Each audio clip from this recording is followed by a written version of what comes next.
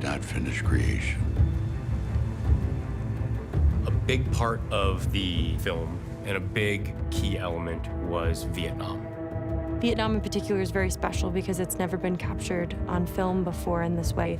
And action!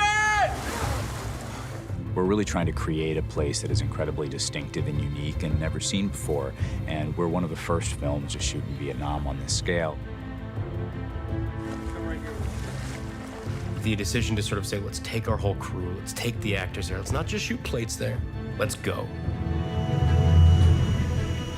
We moved from Phong Nga to Ninh Binh, and Eugene has a Vietnamese house. Yeah, I'm rocking all of it.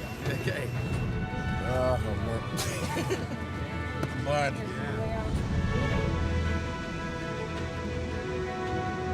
Oh, wait, that's pretty, huh? Good morning, Vietnam. How's it going? It became very clear very quickly that this was a place we could put on film and make audiences go, wow. Tôi đã vui khi đến đây. This is where the new chapter begins. Probably the most spectacular location. No offense, Hawaii and Australia, but this is new territory. Places unseen. See you there.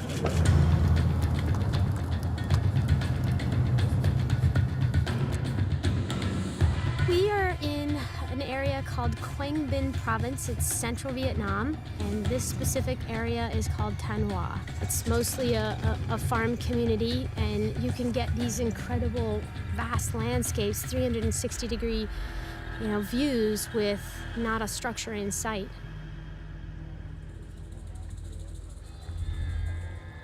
For most Americans, their primary touchstone of Vietnam is obviously the war, and most of those photos took place in the South, and it's a very different landscape in the South. And you go up into northern Vietnam, it looks like a map painting. It looks like something someone created in a computer. This is bananas. This is gonna be absolutely insane. You all ready?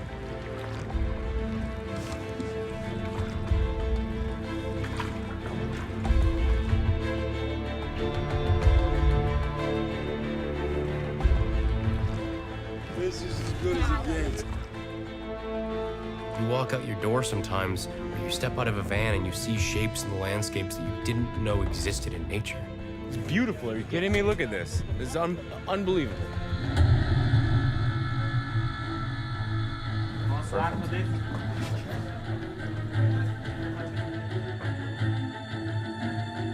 I could totally understand now why Jordan was set on really wanting to shoot here. Vietnam has been truly breathtaking. 2, 1, go!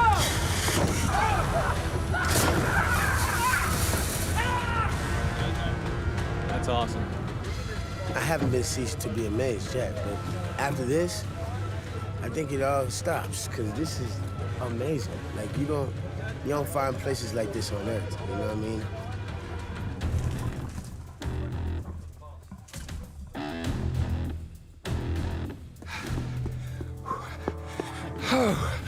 Oh, yeah.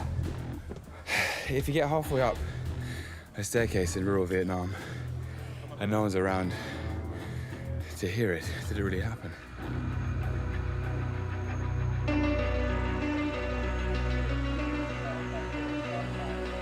My favorite thing really has been meeting the people. They're just so friendly and warm and excited to see us, and they know it's King Kong, and they're pretty excited about it. I mean, front row seats, right? We have never seen such a beautiful and handsome actor. Surely. They're very warm people, the Vietnamese. Very warm indeed. So sweet and welcoming, and hospitality is a big thing for them, and it's refreshing to see that. Thank you. Thanks, guys.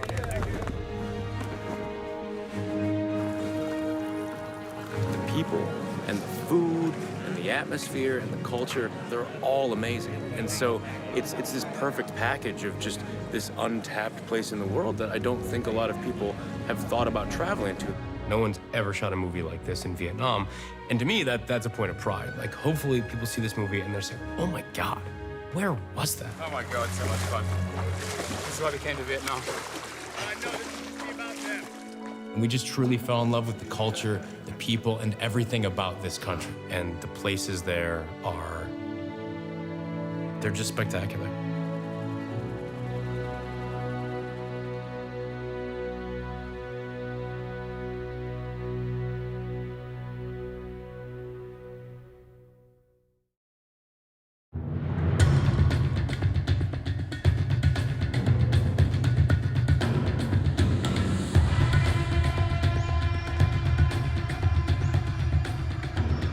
The Hawaii leg, we've done 42 days here. It's been absolutely extraordinary. Hawaii is one of the most beautiful places on the planet. My first day, we went up in real helicopters and real 70s Hueys flying over the Pacific. It's gonna be fun. Hey! How fast do we want to be going? Because we're here. Things you don't normally get to do in life, let alone in movies. No, don't go to the water.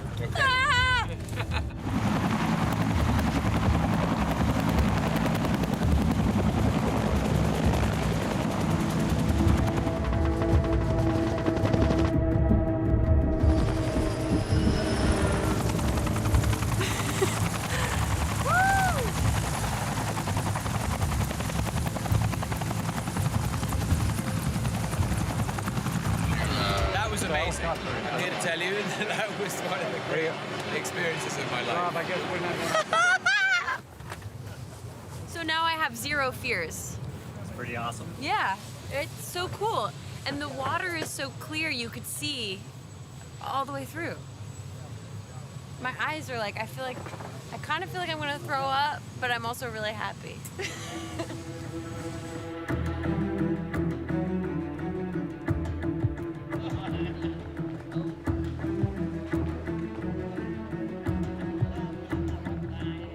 This is the gambling den we've just shot, Conrad's introduction into the film.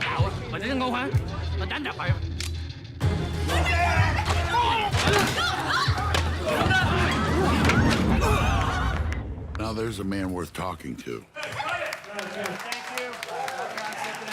That's what we did. Ladies and gentlemen, that is a wrap on our adventures in Hawaii. It's given us lots of sunsets and blue skies and a lot of laughs. We can't wait to see what they have in store for us down under. We'll see you there.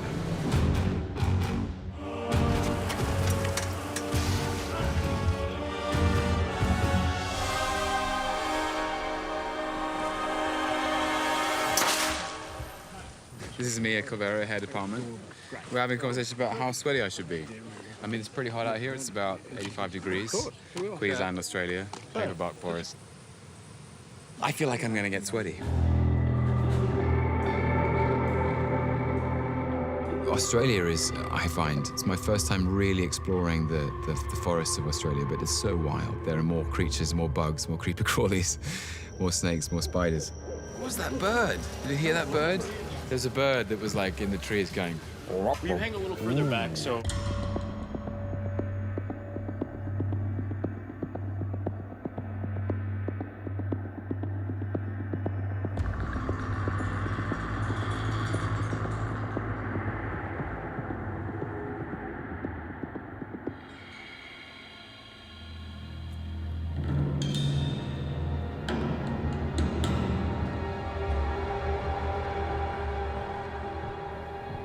That's calm. Good. Cut it. Cut. Set.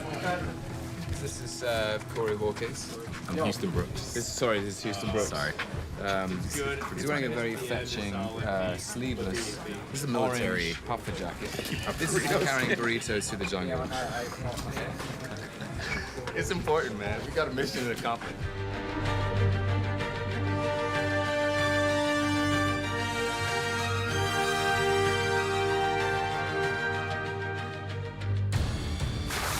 We are here in a place called Ninh Binh, which is one of our locations for Skull Island.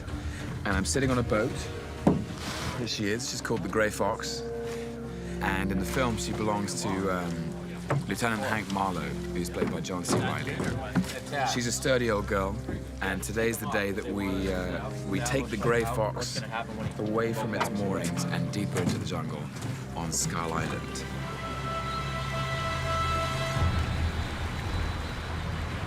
In case anyone was wondering who was driving the boat that whole time. Yeah.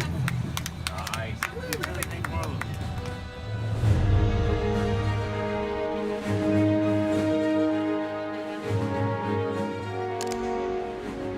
She's out of focus. The Ely village is in focus. There we go. Yeah. Don't quit your day job. Okay. Brie Larson. Yep. How do you feel? How am I feeling? It's a combination of feelings, you know. I'm feeling excited to be moving away from this mud, but also sad to be saying goodbye to these iwis. Do you think in another world you'd like to move to this Ely village? As long as there's like margarita capabilities and a way to charge my Game Boy, I'm fine here. Yeah. Leave me here, actually. I love it here. Look at that, and they're so sweet. They're so happy all the time. I love these iwis. And I think they love me too.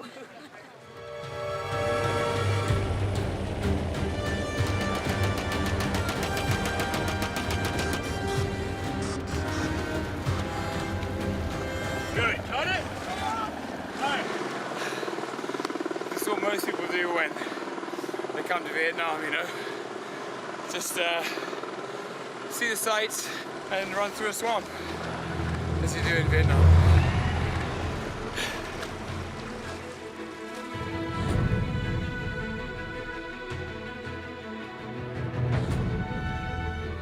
The best part of working in Vietnam has been the locations, to be honest. The places we have seen, the places we've shot in, are places that have never been photographed on film in the way that they are being now.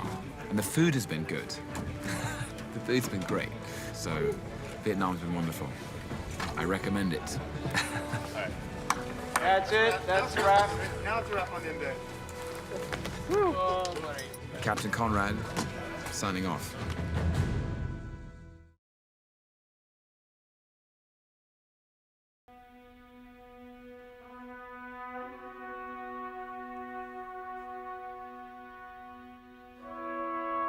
My name is Jordan Vogt-Roberts. I'm the director of Kong Skull Island.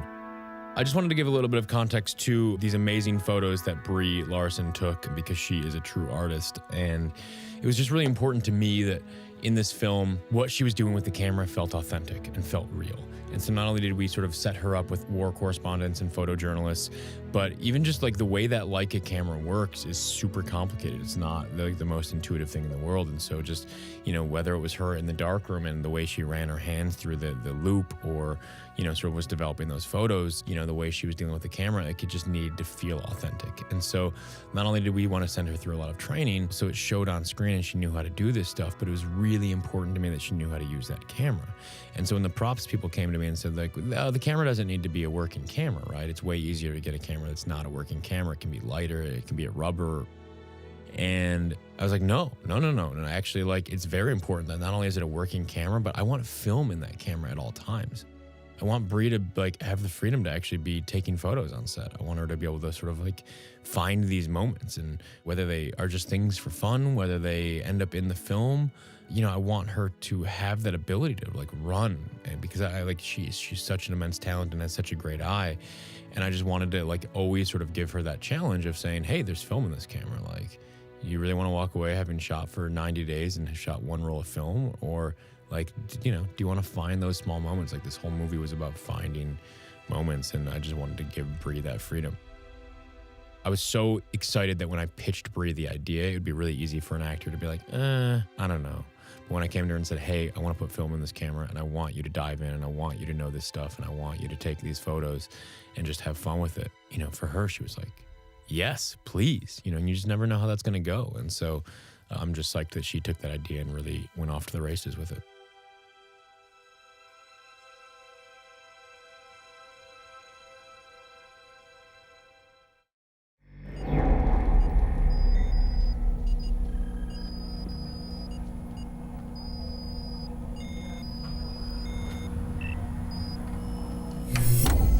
Miranda told me myth can be more than just stories handed down through the generations or words on a page. Myth can be a compass. Ancient tribes of Oceania all had their own story, but the name is woven throughout history of a place existing far beyond the natural laws of our world. Skull Island. Driven by his experiences upon the SS Lawton, Supervisor William Randa searched for a mythic island, an obsession that lasted close to 30 years. A multitude of terror searches were commissioned, but none were successful until the advent of Landsat. Through their imaging satellite, the island number 1100-2039-543 was located on April 7th, 1973. A joint mission between Monarch and Landsat was launched.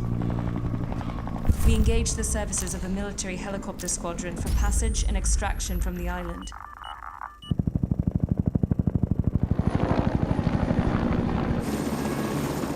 This mission suffered massive casualties, including the loss of Randa.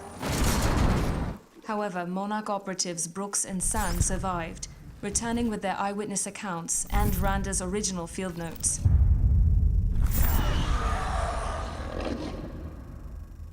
In many ways, the expedition was a success. We discovered a whole new ecosystem, an island of mutos, none more significant than those hereafter noted as Kong and the Skull Crawlers.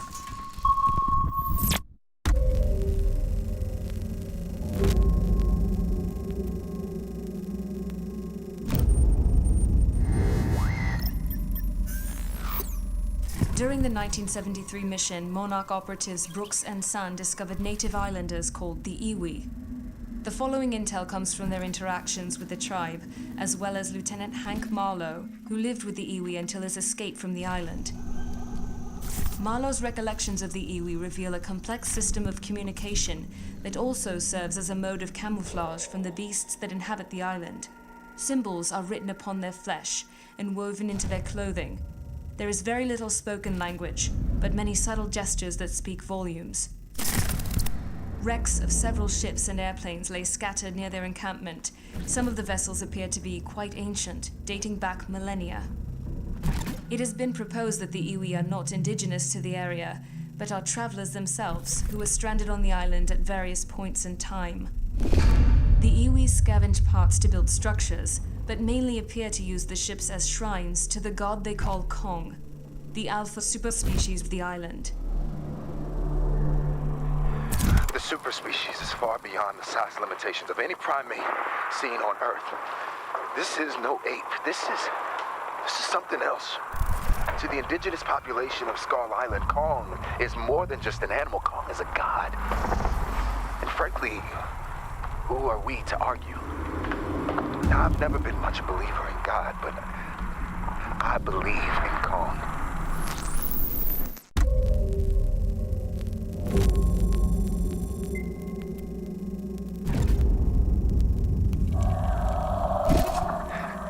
Darwin had it easy. This island is beyond classification.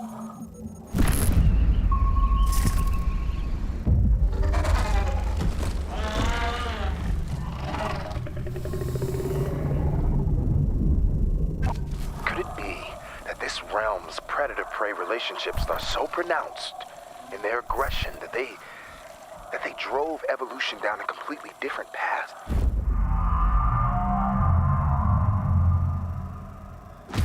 These beasts, like a fusion of plant and animal, not flora yet not fauna, but something new. It's flora-fauna. On Skull Island, myth truly runs wild.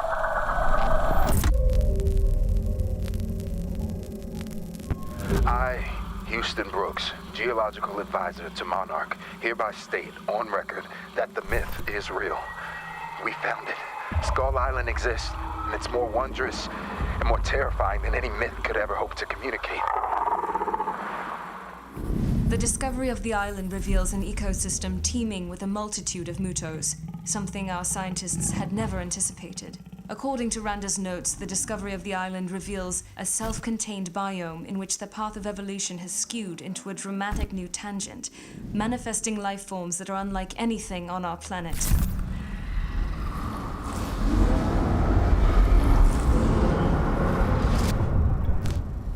There is gigantism beyond any megafauna previously identified. The mammalian life has grown to a scale beyond anything typically found within phenotype. Those who experienced this new world firsthand had similar reactions. Randa reported, "This planet doesn't belong to us. Ancient species owned this Earth long before mankind." Part of Monarch's mission is to locate, study, and preserve the unexplained orders of nature hidden in remote corners of the world. As such, Skull Island creates a unique challenge for our organization. There are 2 alpha species of Muto on the island. These are in direct opposition to one another. The apex primate Kong and the hypervore species referred to as skull crawlers. In so many ways, the island is like something from a dream, but these things, they walk out of a nightmare. If Kong is the god of the mountain, then this beast is the devil incarnate. Operative Brooks's hollow earth theories were tested when the team arrived on the island. The seismic charges released revealed the bedrock to be practically hollow. Unfortunately, this experimentation flushed the skull crawlers out of their subterranean spaces and into direct conflict with the team. They call it the skull crawler. Its hypermetabolism is so accelerated that the creature exists in a constant state of starvation, always hunting, always devouring, and that cold, lifeless skull just stares into your soul. The boneyard is massive, filled with the skeletal remains of every apex predator that got in the skull crawler's way. This isn't just a graveyard, it's a feeding ground. We walk through the bones of Kong's ancestors like walking in the shadow of fallen gods. These things may have made Kong the last of his kind.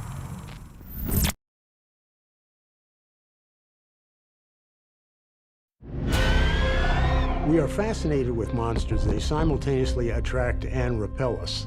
They arouse fear in us, but we keep trying to engage with them. So there's a kind of connection between us and monsters that, just can't be avoided.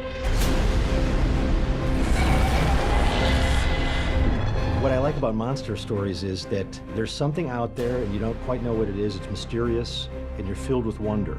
So you can't help but go towards it, but also it could be dangerous. Monsters represent things that we are, as a society, told to think of as taboo or forbidden in some way, things we're not supposed to do. But who hasn't had those moments of wanting to do things you're not supposed to do? So monsters attract us precisely because they represent the forbidden. If you could put yourself in the place of a primitive human many thousands of years ago, the only light you got is from the campfire, and beyond that campfire is the darkness that's inhabited by monsters. Now take yourself down into a cave where maybe the shaman has drawn these wonderful pictures of saber-toothed cats and bears and dire wolves and woolly rhinoceros. And by the flickering torchlight, it would seem that these pictures were coming to life. And it's as if the mental ghosts of the things that would have given our ancestors nightmares are still with us.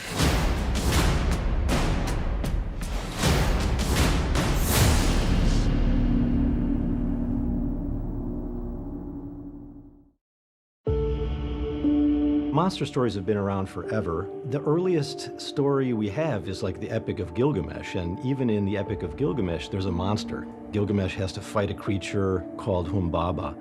And ever since then, religion and literature and folklore has been filled with monsters. I think it's a way in which different cultures process and handle their own fears. Monsters represent the collective fears of the unknown. We come up with these different monsters, whether it be Godzilla or Kong, because we know that there's something else out there that is stronger than us, that we aren't really in control as much as we think we are. Humans have always needed ways of exploring and responding to their primal fears. And that's just as true today as it was centuries ago. The fear of monsters is so prevalent that it makes one think that it might be hardwired into the human mind. We see it in little children early on. We see it all over the planet. So it looks like the kind of thing that might be part of the architecture of human thinking and cognition. It might be in the brain, so to speak. There is a deep-set origin point in all of us with monsters, which is, I think, every kid, long before they're dreaming about the heroes flying overhead, they're thinking about the monsters that are under their bed. Our primitive ancestors lived on the plains of East Africa. They were preyed on by crocodiles, big cats, wild dogs. So this fascination with monsters, I think, is an ancestral survival tactic. It's been passed on, if you like, as a fossil memory. We've all inherited this operating system of fear that has saved the species, really. So when we see something frightening like a predator, we don't have to think about it and theorize. We run. The body was built like this to keep us alive. And then we live in a sophisticated cultural world with air conditioning and central heating and lighting, and we're very far removed from the kind of African savanna where we evolved. But we still have this old operating system, sort of the reptile brain, the limbic system, and it's just aching to be activated. And so we find cultural ways to activate this fight or flight mechanism.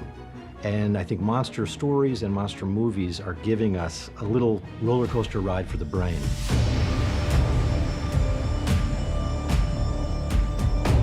If you examine legends worldwide, you will find something that I have christened the global monster template.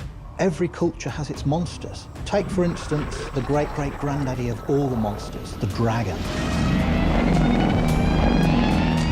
It appears in all cultures on Earth, cultures that were never connected. Whether it was South America, Asia, Europe, even Native Americans, you'll find dragons.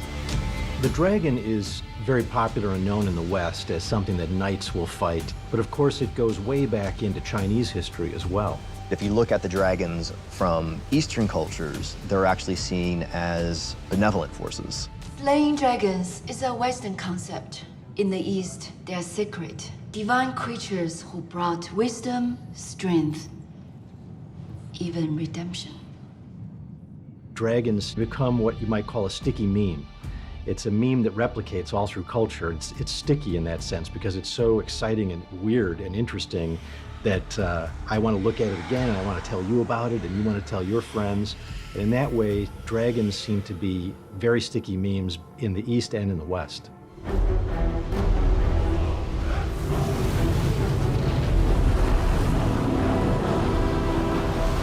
Sea monsters are actually very common all over the world. Sailors would come back with these stories of things they'd, half seen that didn't know what it was. You see these in the drawings of sea monsters. So cryptozoology and the idea of creatures out there that we don't know about came to be a huge sort of genre. Cryptozoology is the study of hidden or unknown animals. Animals that have not been verified, have not been discovered. They're still on the fringes of zoology. It's the science that looks at creatures that are as yet unknown to science, ones that are thought to be extinct but may still be lingering around, and ones of known species that have grown to fantastical dimensions. Cryptozoology is not necessarily a field which is taken very seriously in the scientific community. Personally, I'm a fan of it. I wouldn't mind taking a few years off and having some adventures in that field myself. Every once in a while, cryptozoology turns out to actually deliver a real animal. There have been many animals thought to be purely mythological that were documented by science. These include the kraken, a giant squid from Norse maritime mythology. And of course, this was thought to be a complete fiction until they started turning up in the 1870s. Off the coast of New England in the 1800s, a lot of reports of this giant tentacled creature. It was big and mean. There was reports of it coming up on boats and attacking boats, and so the giant squid was discovered. Just when you think you know everything that's out there, science actually does dredge up some creature that you've never seen before. A lot of people don't believe in dragons, but we know dragons exist. In the 1920s, a man had a crash on the island of Komodo, and he saw these giant lizards that were over 6 feet tall that were eating babies, they were eating pigs, and the Komodo dragon was discovered. And there are reports today of lizards several times larger than the Komodo dragon haunting the forests of New Guinea. Creatures like the mountain gorilla, the okapi, the coelacanth, the megamouth shark, they are all relatively recent discoveries. And that begs the question, what else is out there?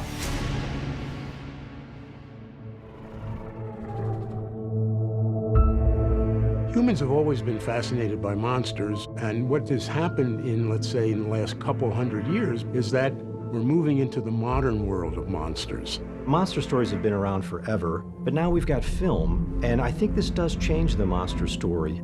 Cinema is a new part of the tradition of monster-telling stories that has existed for thousands of years. There's a sense in which contemporary filmmaking and monster movies, well, they have an opportunity that previous storytellers never had, and I think that's really quite magical.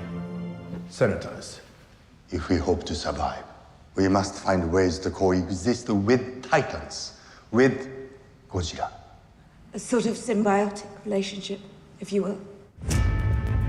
We introduced an organization called Monarch, which is really the gateway, the human gateway into the Monsterverse, which is this universe where these titan, iconic monster characters battle against one another and battle with us against other foes as well.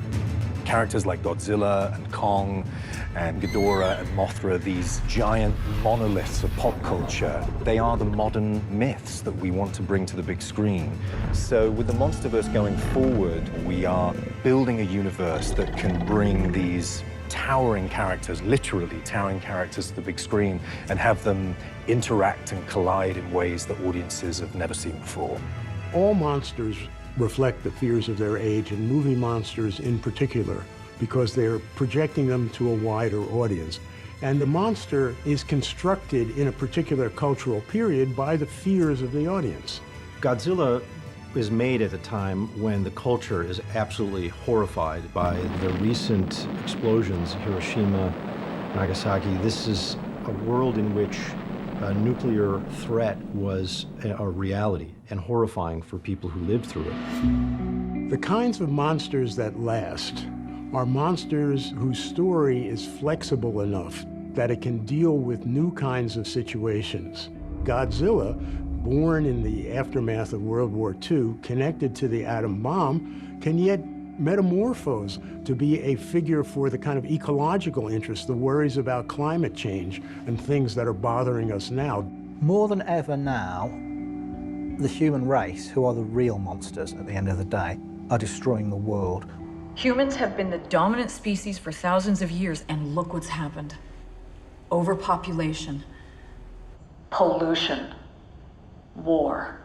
The mass extinction we feared has already begun, and we are the cause. We are the infection. The relationship between mankind and nature is central to really all giant monster films, whether it's Godzilla, Kong, beasts from 20,000 Fathoms. They all have a very similar message, which is that Mother Nature will strike back. And for us to modernize that, we really wanted to treat it as an allegory for global warming and climate change. Godzilla represents nature fighting back. I mean, theoretically, you could take out the word Godzilla and just apply the word nature. You know, we have to form a symbiotic relationship with Godzilla/nature. We must find ways to live with Godzilla/nature. Because to me, that's what he's always represented. He's Mother Nature's 800 megaton gorilla. And Mother Nature, when threatened, will unleash Godzilla against whatever might be a threat, whether that be other monsters or us.